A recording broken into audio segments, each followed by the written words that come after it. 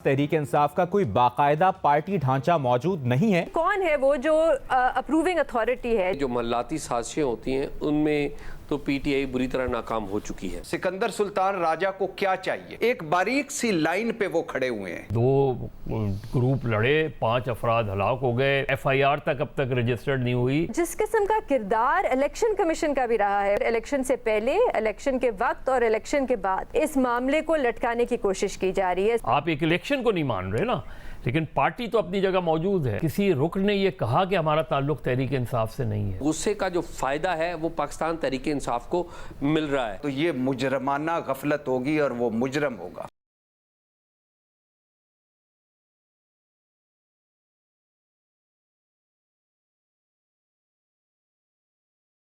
अस्सलामुअलैकुम, आप देख रहे हैं प्रोग्राम रिपोर्ट कार्ड। मैं हूं मुबश्शिर हाशमी। नाज़रीन, इलेक्शन कमीशन ने सुप्रीम कोर्ट के फैसले के तहत सुन्नी इत्तेहाद काउंसिल के 39 अरकान को तहरीक इंसाफ का हिस्सा करार दिया है, जबकि 41 आज़ाद अरकान के हवाले से सुप्रीम कोर्ट को खत लिखकर वजाहत तलब की है। इलेक्शन कमीशन का कहना है कि उनके पास तहरीक इंसाफ का कोई बाकायदा पार्टी ढांचा मौजूद नहीं है, इसीलिए आज़ाद अरकान की पार्टी वाबस्तगी की तस्दीक कौन करेगा, ये मामला वजाहत तलब है। मौजूदा सूरत हाल में इलेक्शन कमीशन के इकदाम पर बहुत से सवालात उठाए जा रहे हैं कि इलेक्शन कमीशन ने तहरीक इंसाफ की पार्लियामान में पोजीशन को कमज़ोर किया है, क्योंकि इस फैसले से तहरीक इंसाफ की पार्लिमानी क़ुव्वत पर असर पड़ सकता है। सियासी माहिरीन का ख्याल है कि इस मामले का लटक जाना तहरीक इंसाफ के लिए नुकसानदेह साबित हो सकता है। आज का सवाल यह है कि इलेक्शन कमीशन के फैसले से तहरीक इंसाफ की पार्लिमानी पोजीशन पर क्या असरात मरतब होंगे। पैनल में आज हमें ज्वाइन कर रहे हैं सीनियर सहाफ़ी तज़कियाकार मज़हर अब्बास साहब, इरशाद भट्टी साहब, एजाज सैयद साहब, बेनज़ीर शाह साहिबा।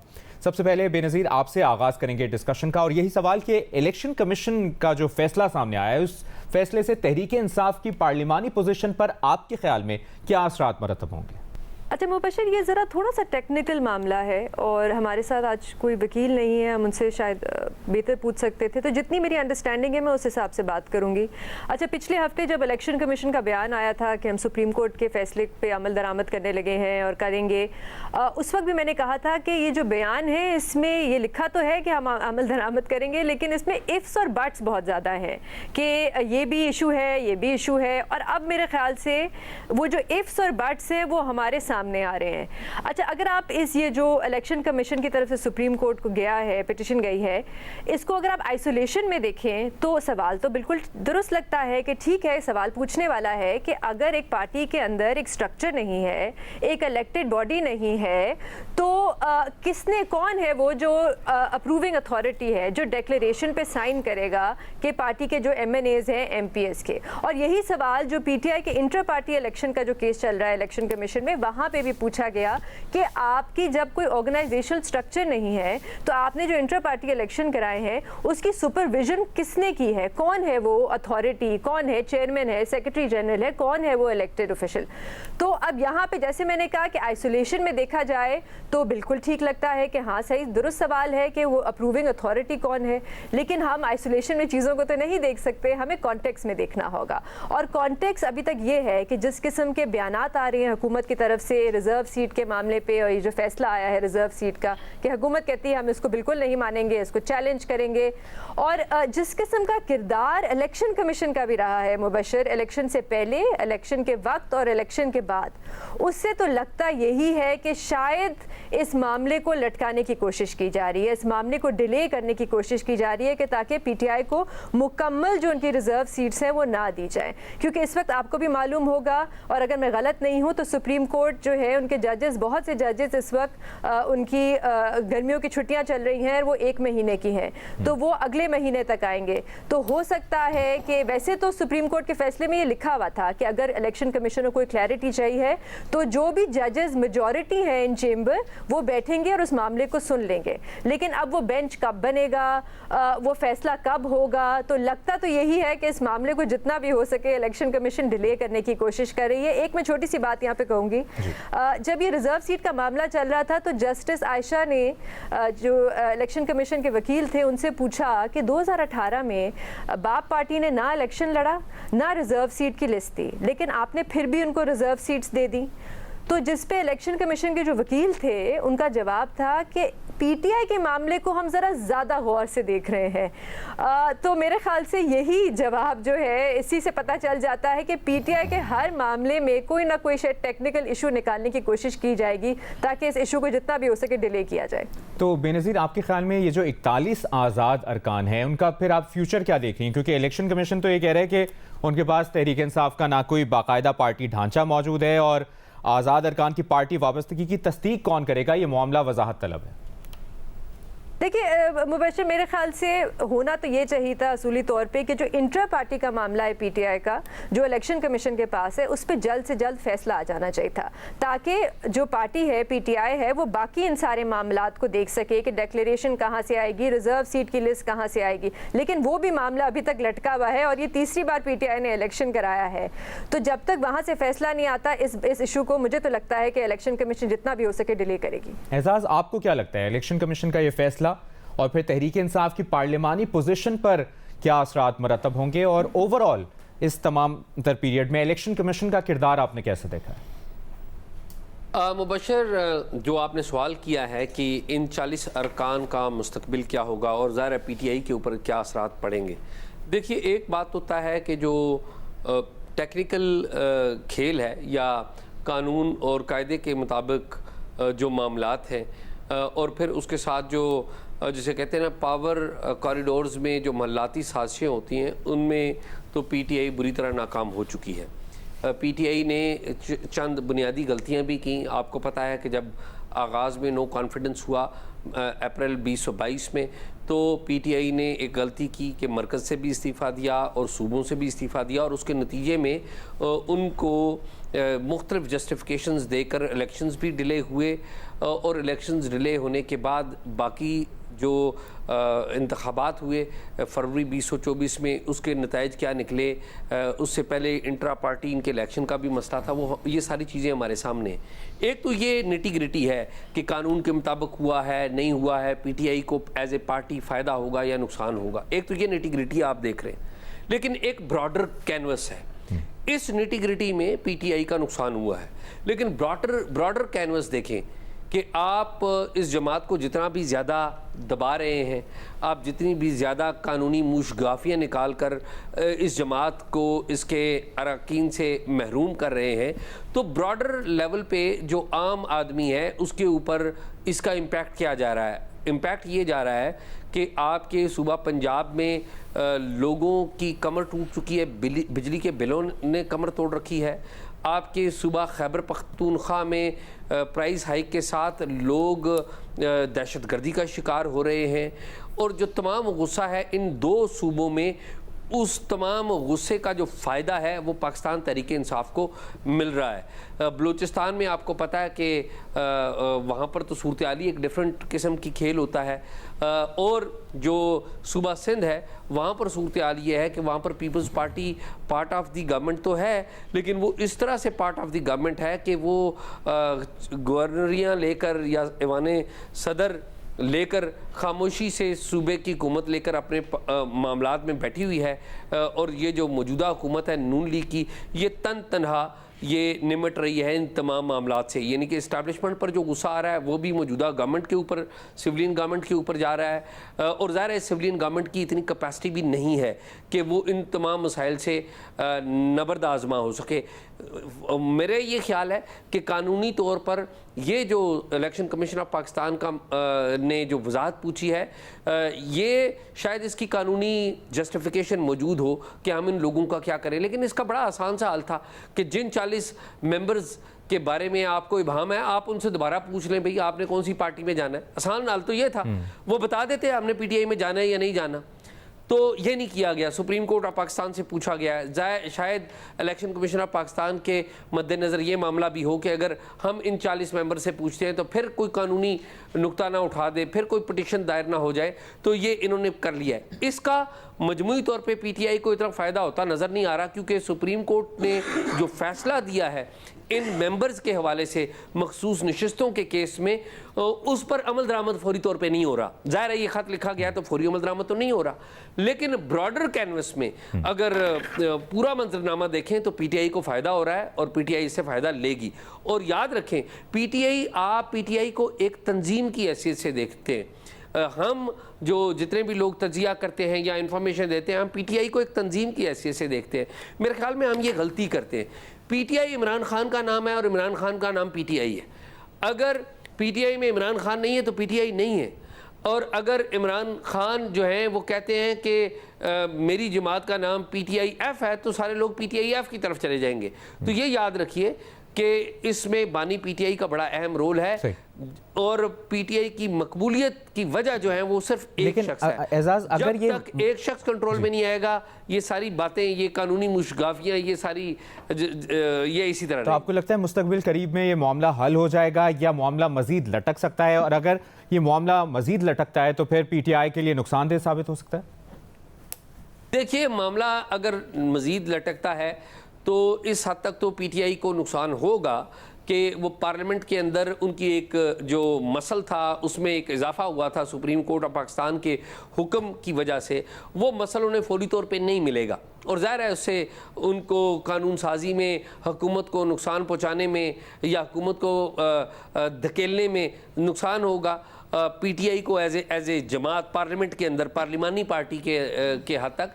लेकिन अगेन ये मामला जितना भी डिले होता जा रहा है ना मुबशर, ओवरऑल इससे गवर्नमेंट का और इस सारे सिस्टम का फ़ायदा नहीं हो रहा, बल्कि गवर्नमेंट और सारे सिस्टम का जो डिसक्रेडिट है वो पीटीआई के क्रेडिट में जो है वो तब्दील हो रहा है। और आपको लगता है कि क्या इलेक्शन कमीशन ने तहरीक इंसाफ की पार्लियामान में पोजीशन को कमज़ोर किया?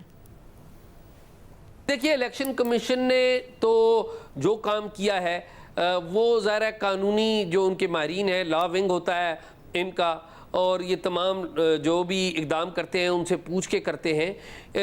मेरा नहीं ख्याल कि इलेक्शन कमीशन ने कोई कमज़ोर किया या ताकतवर किया। देखिए, हम ना एलिफेंट इन द रूम का जिक्र नहीं करते।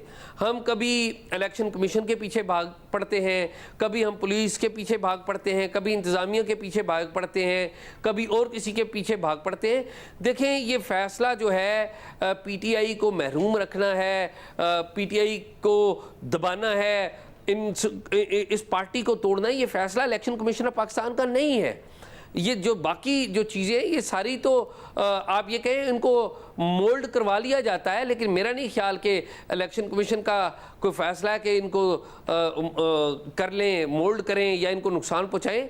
ये सारी चीज़ें वो कानून के दायरे के मुताबिक रखते हैं, लेकिन एट द सेम टाइम एक और दायरा भी है, एक और लाइन भी है जिसका ध्यान रखा जाता है और तुम इन दोनों लाइनों के दरमियान में रहकर खेल खेला जाता है। सही। भट्टी साहब, ओवरऑल इलेक्शन कमीशन का किरदार आप कैसे देख रहे हैं? और ये जो फैसला सामने आया इलेक्शन कमीशन की जानिब से तहरीक इंसाफ की पार्लिमानी पोजीशन पर, आपको क्या लगता है क्या असरात मरतब होंगे? और इलेक्शन कमीशन ने तो कह दिया है कि कोई बाकायदा पार्टी ढांचा मौजूद नहीं है पीटीआई का। देखिए, मैं बात शुरू करना चाहूँगा आपके मेन सवाल पे आने से पहले अपने छोटे भाई एजाज से बात शुरू करना चाहूँगा।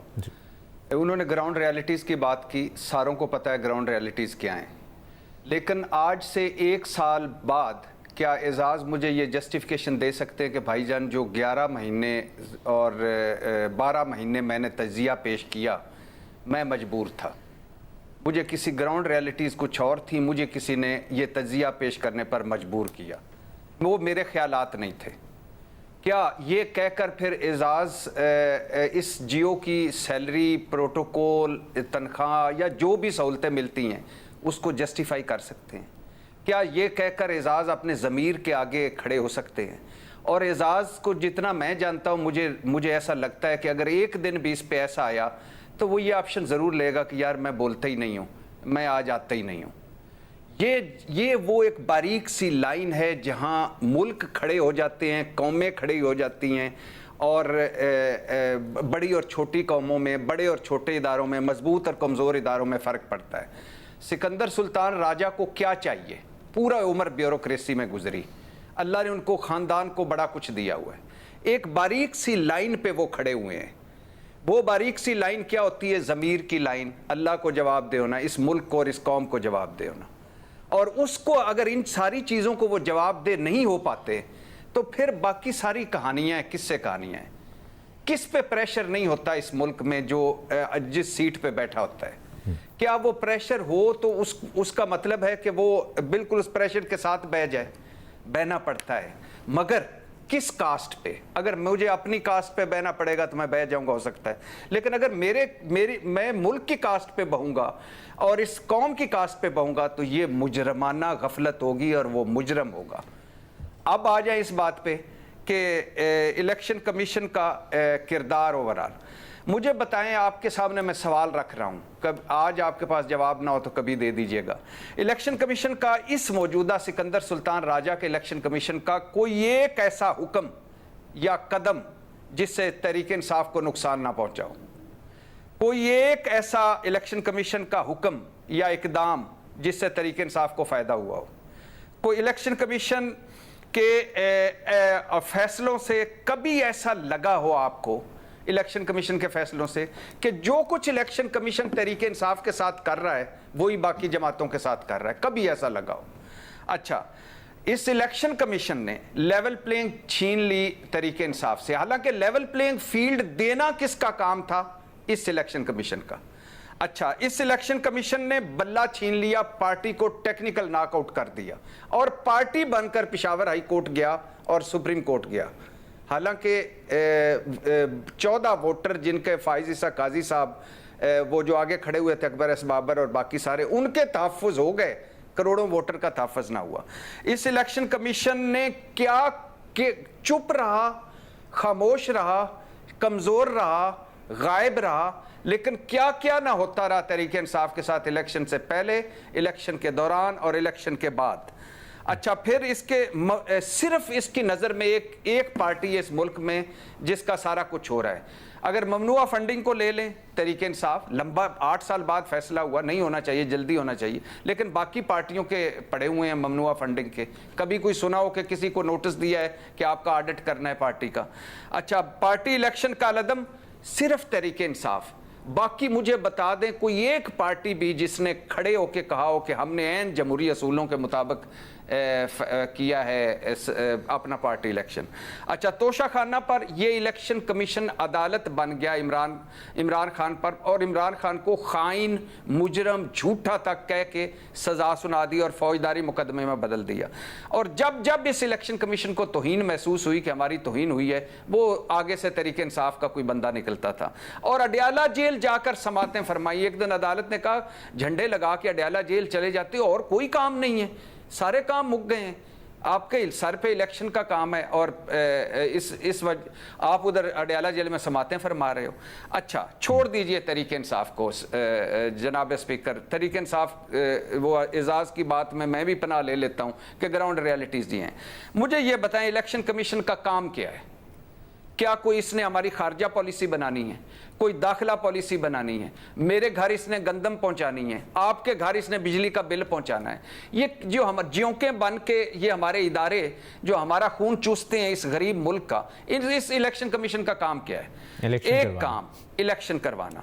इस्लामाबाद हाई कोर्ट ने कहा, क्या इस्लामाबाद हाई कोर्ट का बल्दियाती इंतखाबात ये करवा सका? नहीं।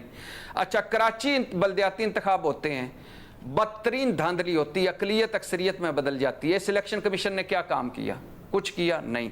अच्छा, 2 सूबों का इलेक्शन आता है और पंजाब और केपी का, ये इलेक्शन कमीशन कहाँ था? अच्छा, वफाक का इलेक्शन आता है, ये इलेक्शन कमीशन कहाँ था?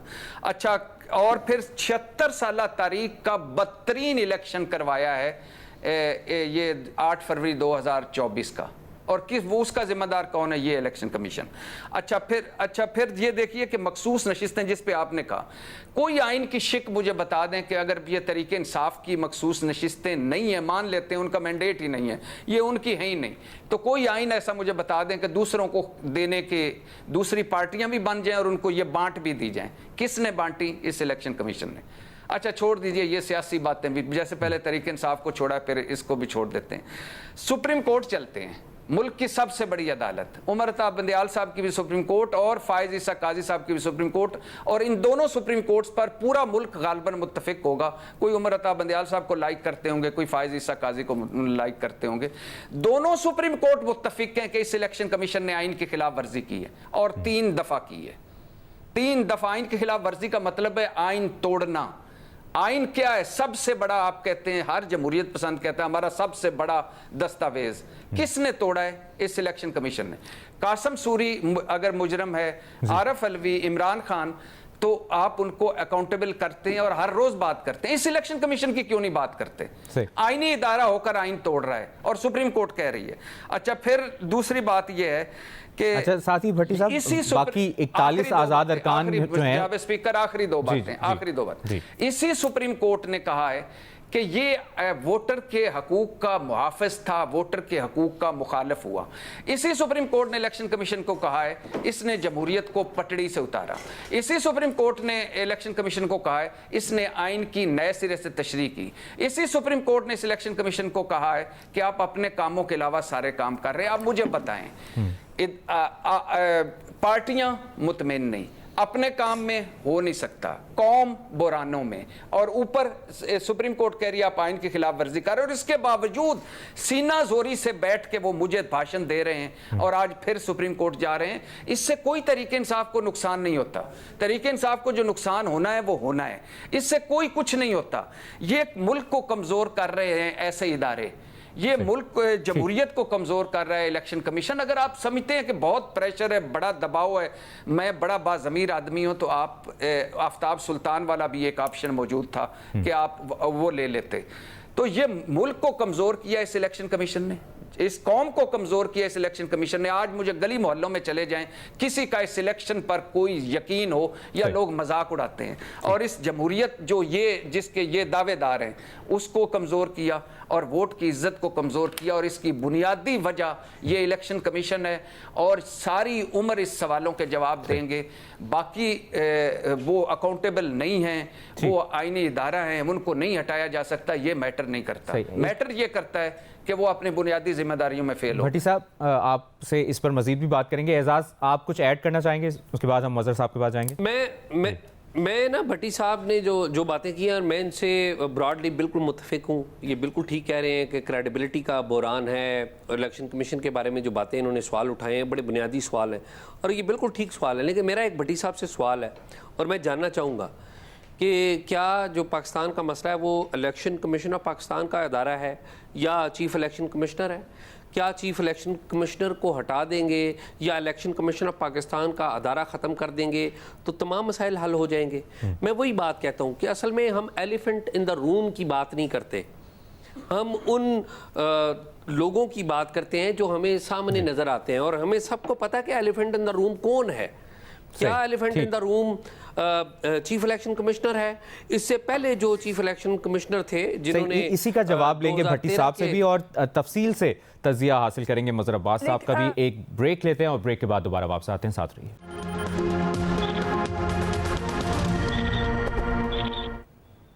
ब्रेक के बाद प्रोग्राम में एक बार फिर खुशामदीद। मजहर अब्बास साहब, तफसील से तजिया दिया है बाकी 3 तजियाकारों ने। आपकी क्या राय है? एक तो बुनियादी सवाल के इलेक्शन कमीशन के फैसले से तहरीक इंसाफ की पार्लिमानी पोजीशन पर क्या असरात मरतब होंगे, और क्या आपको लगता है कि इलेक्शन कमीशन ने तहरीक इंसाफ की पार्लिमान में पोजीशन को कमज़ोर किया है? कई सवालात उठे। देखिए, पहले तो इस सवाल का जवाब देने से पहले आज जो इस्लामाबाद में हो रहा है और रावलपिंडी में हो रहा है वो इंतहाई अफसोसनाक भी है और काबिल मज़म्मत भी है। अगर आप डेमोक्रेसी की बात करते हैं, अगर आप रूल ऑफ लॉ की बात करते हैं, आप पुरअमन एहतजाज की बात करते हैं, कोई आग तो नहीं लगा रहे थे बसों को, पुलिस चौकियों को, कि आपने एक पुरअमन जुलूस को, और वो भी जो है वो आवाम के इशूज़ के हवाले से, बिजली के बिलों के हवाले से, बिजली के महंगाई के हवाले से अगर एक एहतजाज हो रहा था, एक धरना हो रहा था, उसको रोकने के लिए आपने पूरे शहर को बंद कर दिया। ये इस हुकूमत हो, पिछली हुकूमत हो, उससे पिछली हुकूमत हो, ये अजीब ही एडमिनिस्ट्रेटिव माइंडसेट होता है ये इस चीज़ का। एक चीज़ तो ये। दूसरी बात, कल कराची में बड़ा दावे ये रहे हैं कि किसी को कोई प्राइवेट गार्ड लेके नहीं चलेगा, कोई ये नहीं करेगा, और हर वक्त हम देखते हैं मोटरसाइकिल वालों लोगों को रोक के चेकिंग ऐसी की जाती है जैसे पता नहीं क्या असला। और इस शहर में 2 ग्रुप लड़े, 5 अफराद हलाक हो गए मेंस पे, और कोई पूछने वाला नहीं है। FIR तक अब तक रजिस्टर्ड नहीं हुई। ये बहुत संजीदा सवालात हैं। अब आते हैं आपके सवाल के जवाब में। ज़ाहिर है अगर किसी को 41 सीट्स मिल रही थी और उसको नहीं दी गई तो उसकी पार्लिमानी पोजीशन ज़ाहिर है मुतासर हुई। क्या वो जितने 41 आज़ाद अरकान थे उनमें से किसी रुकन ने ये कहा कि हमारा ताल्लुक़ तहरीक इंसाफ से नहीं है? कोई ये कह रहा था? जब कोई सेशन हो रहा होता है और कोरम नहीं होता पूरा, उसके बावजूद सेशन चलता रहता है अनटिल अनलेस कोई पॉइंट आउट ना करे कि कोरम नहीं है। यहाँ पोजीशन ये है कि आपने कहीं ना कहीं कोई ना कोई रुकावट डालनी थी, और टेक्निकली हो सकता है आप ठीक रहें, कानूनन हो सकता है। सुप्रीम कोर्ट का जो फैसला था वो ज़ाहिर है तहरीक इंसाफ के हक़ में आया था। 41 अरकान को भी अगर आप वो दे देते तो कोई हुकूमत तो तब्दील नहीं होने जा रही थी, कोई ऐसा इनकलाब तो नहीं आने जा रहा था कि उनकी वो जो है गवर्नमेंट टॉपल कर देते। आपने सुप्रीम कोर्ट से राय ले ली, कल सुप्रीम कोर्ट की राय क्या आती है ये हमें नहीं पता लेकिन फ़र्ज़ करें इनके हक़ में आ जाती है तो आप ये इशू कर देंगे। फिर क्या तहरीक इंसाफ क्या लेजिटिमेट हो जाएगी? फिर क्या तहरीक इंसाफ का जो मुंतखब लोग हैं या जो पार्टी है मौजूद है, पार्टी तो मौजूद है ना अपनी जगह, आप एक इलेक्शन को नहीं मान रहे ना, लेकिन पार्टी तो अपनी जगह मौजूद है, पार्टी का एक चेयरमैन तो अपनी जगह मौजूद है जिसको सब पार्टी रिकग्नाइज कर रही है, किसी ने उस पर ऑब्जेक्शन वो नहीं किया। तो ये जो टेक्निकल इश्यूज़ हैं, खामाखाई की जो है रुकावटें डालना, चीज़ों को खामाखाई उलझाना, मेरा ख्याल है इलेक्शन कमीशन अपने आप को डिस्क्रेडिट कर रहा है। उनके पास बहुत सिंपल सी चीज़ थी, वो इशू कर देते, उनकी ना उनकी सेहत पे कोई असर होना था। पार्टी वाबस्तगी की तस्दीक कितना ही कोई मुश्किल काम है? मुश्किल काम है, सामने पार्टी खड़ी हुई है ना। चले आप मौजूदा चेयरमैन को, पार्टी पूरी कोई 10 लोग आके आपके सामने ऑब्जेक्ट, या उन अरकान में कहते हैं कि नहीं जी हमें ज़बरदस्ती तहरीक इंसाफ में शामिल किया जा रहा है, हम तहरीक इंसाफ का हिस्सा, तब तो बात बनती। 41 में से किसी एक रुकन ने ये बात की कि हम नहीं तहरीक इंसाफ का वो लेना चाह रहे। तो मेरा ख्याल है अननेसेसरी इन चीज़ों को माफ़ कीजिएगा, इन्वॉल्व करना, प्रॉब्लम इश्यूज खड़ा करना, इसका एक नई लीगल उसमें चले जाएंगे। ऑलरेडी जिनको उनकी जगह जिनको मिली है उन्होंने ऑलरेडी चैलेंज किया हुआ है पीपल्स पार्टी और नून लीग के, तो वो सुप्रीम कोर्ट फैसला उनके हक़ में करे, ख़िलाफ़ करे, वो अलग बात है। लेकिन इस डिसीजन की कोई जस्टिफिकेशन नहीं बनती। मेरा ख़्याल है ये गैर ज़रूरी था और खामख़ाई लिंगर ऑन हुआ, अभी मज़ीद लिंगर ऑन हो जाएगा। लेकिन पार्लिमानी पोजीशन ज़ाहिर है किसी को मज़ीद 41 मिल जाते तो तहरीक इंसाफ की पोजीशन बेहतर हो जाती, उस लिहाज से तो उनकी पोजीशन पे असर पड़ा है। लेकिन मेरा ख्याल है इलेक्शन कमीशन ने कोई अच्छा इक़दाम क्या कहें, अपने आप को खामखाई डिस्क्रेडिट किया है। बेनज़ीर आप कुछ ऐड करना चाह रहे हैं? मुबश्शिर, मैं सिर्फ ये कह रही हूँ कि देखिए सिर्फ ये एक MNA का या MPA का कहना कि मैं PTI के साथ हूँ काफ़ी नहीं है। डिक्लेरेशन तो आपको फिर भी जमा करानी होगी, ये तो सुप्रीम कोर्ट के फैसले में भी लिखा हुआ है। लेकिन जैसे मैंने कहा कि अगर उसका फैसला जल्द हो जाता कि PTI के इंटर पार्टी इलेक्शंस हुए हैं या नहीं हुए, इलेक्शन कमीशन को मानती है या नहीं मानती, तो फिर ये इशू बनता ही नहीं। लेकिन उस मामले को भी इलेक्शन कमीशन ने जितना भी डिले कर सकते हैं उन्होंने डिले किया है।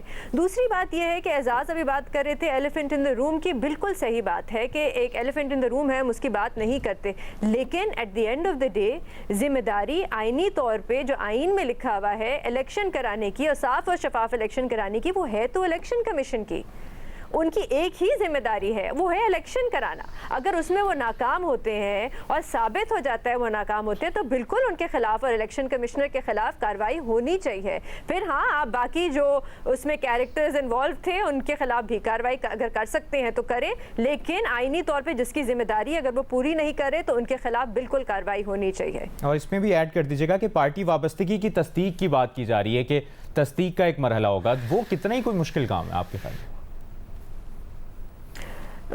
मुबशर, मेरे तो ख्याल से जो पार्टी कहती है कि हमने इनको इलेक्ट किया है, ये हेड है। अभी जब मैं पिछली डिक्लेरेशंस देख रही थी 2018 वाले जो मैं देख रही थी, वो डिक्लेरेशन जो थी पार्टी की वो आती थी सेक्रेटरी जनरल की तरफ से या फिर पार्टी के जो हेड हैं उनकी तरफ से आती थी। तो मेरे ख्याल से कि अगर क्योंकि पीटीआई तो कहती है हमने इस बार बिल्कुल सही इलेक्शन कराए हैं, हमने सब कुछ जमा करा दिया है इलेक्शन कमीशन में, तो इलेक्शन कमीशन को उनके इंटर पार्टी इलेक्शंस को मान लेना चाहिए ताकि उनको उनका इंतखाबी निशान भी मिले और उनको इनकी रिजर्व सीट्स भी मिले। लेकिन जैसे मैंने कहा कि एक टेक्निकल इशू कोई ना कोई लग तो यही रहा है कि कोई ना कोई टेक्निकल इशू, अगर ये मामला हल हो जाएगा तो फिर कोई और टेक्निकल इशू निकाल लिया जाएगा। लेकिन मुझे नहीं लगता कि ये रियासत जो है, हुकूमत नहीं पर पूरी रियासत जो है वो रिजर्व सीट देना चाहती है। एक आखिरी बात मैं ज़रूर कहूँगी मुबशर, हमें सीखना चाहिए जो बांग्लादेश में हो रहा है। वहाँ पे एहतजाज चल रहा है और वहाँ पे वैसे तो मसला शुरू हुआ कि वहाँ पे जो सरकारी नौकरियाँ हैं उनके कोटा के हवाले से, लेकिन आप वहाँ पे जब सहाफ़ियों से बात करें तो वो आपको बताते हैं कि कब से कितनी देर से गुस्सा जो था वहाँ पे अवाम में बढ़ता चला जा रहा था। किस वजह से? क्योंकि वहाँ पे साफ और शफाफ जो पिछले 14-15 सालों से साफ और शफाफ इलेक्शन नहीं हो रहे थे। वहाँ पे मीडिया पे दबाव डाला जा रहा था, सेंसरशिप थी, दूसरी सियासी जमातें, ऑपोजिशन सियासी जमातें थी, उन पे दबाव डाला जा रहा था, जिसकी वजह से आहिस्ता आहिस्ता गुस्सा इतना बड़ा कि लोग सड़कों पे आ गए हैं। तो हमें सीखना चाहिए कि ऐसे ना हो कि जिस किस्म के इस वक्त हालात बनाए जा रहे हैं हुकूमत की तरफ से, जिस किस्म का दबाव डाला जा रहा है मीडिया पे, सोशल मीडिया पे और सियासी जमातों पे, ऐसा ना हो कि हमारे भी कुछ हालात इस किस्म के बन जाए। ठीक है जी, एक ब्रेक लेते हैं और ब्रेक के बाद दोबारा से प्रोग्राम में वापस आते हैं, साथ रहिए। Welcome back. प्रोग्राम में एक बार फिर आपको खुशामदीद कहेंगे। भट्टी साहब, एक तो ये कि मामला हल कैसे होगा, और ब्रेक से पहले एजाज ने आपके सामने एक सवाल रखा था, आप तफसील से जवाब दे सकते हैं उसका। इसमें जो लफ्ज़ तफसील है वो मुझे बड़ा अच्छा लगा, शुक्रिया। वो माइनस कर ये- देते हैं। आप इसे हज़फ तफसील कर भी कह सकते और ये पहली दफ़ा यानी मेरे साथ रिपोर्ट कार्ड में किसी ने किया। Thank you sir. जनाब स्पीकर, हल ये है कि आज सिकंदर सुल्तान राजा और इलेक्शन कमीशन मेंबरान को बरतरफ करके सज़ाएं दे दी जाएं, तो मुझे यकीन है अगला इलेक्शन कमीशन बहुत बेहतर होगा। और आज अगर एक इबरतनाक मिसाल बना दी जाए कि आप अपने बुनियादी काम में फेल हो गए, तो मेरा ख्याल है आगे आने वाले बुनियादी काम बेहतर कर सकेंगे। और आज अगर ये एग्जाम्पल बन जाएं, मिसालें बन जाएं, तो अगली अच्छी मिसालें सामने आएंगी।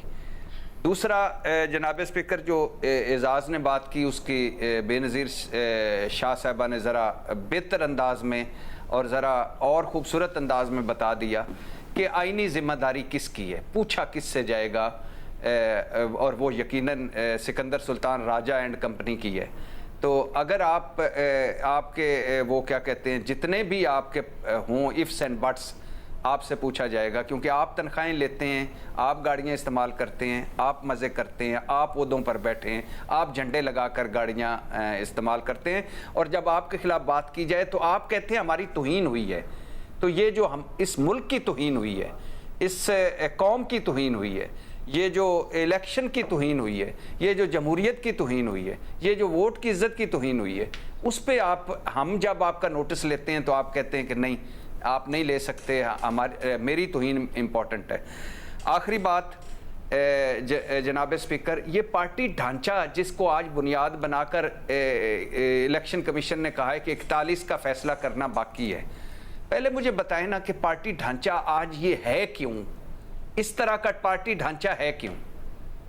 इस इलेक्शन कमीशन की वजह से कि तीसरा, और ये जो कन्फ्यूजन और बेयकीनी है ये इस तरीके इंसाफ में, ये इलेक्शन कमीशन की वजह से तीसरा इलेक्शन है जो इसने कालादम करार दिया। पहला दिया और वो पेशावर हाई कोर्ट के से गए और उन्होंने लिया। दूसरे पे 72 दिन गालिबन ये बैठा रहा इलेक्शन कमीशन, और जब इलेक्शन के करीब आए तो दूसरा फैसला कर दिया। अब तीसरा दिया तो पर कितनी देर लगती है? आप एक नोटिफिकेशन करो और कहो आपके पार्टी इंतखाबात कालअदम करार दिए जाते हैं, इन बुनियादों पर लेके बैठे हुए हैं, क्योंकि वो उस वक्त देंगे जब इनके पास कोई ऑप्शन नहीं रह जाएगा। और चौथी बात यह है कि आप को यानी इनको कोई कॉमन सेंस भी नहीं है, मैं लफ्ज़ तो और इस्तेमाल करें लेकिन कॉमन सेंस भी नहीं है कि पूरी सुप्रीम कोर्ट कह रही है।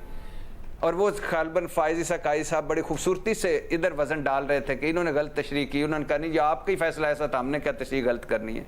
तो और क्या चाहते हैं, और इसके बाद आप क्या करना चाहते हैं? आप अब अगला इलेक्शन तो शुक्र अल्हम्दुलिल्लाह सिकंदर सुल्तान राजा नहीं करवाएगा, लेकिन एक ही करवाना था, एक ही टेस्ट था, और इसके बाद कुछ हिसाब इधर होते हैं, कुछ हिसाब ऊपर होते हैं। जो आज मैं बोल रहा हूं मेरा हिसाब भी ऊपर होगा, एक मरतबा मुझसे भी पूछा जाएगा।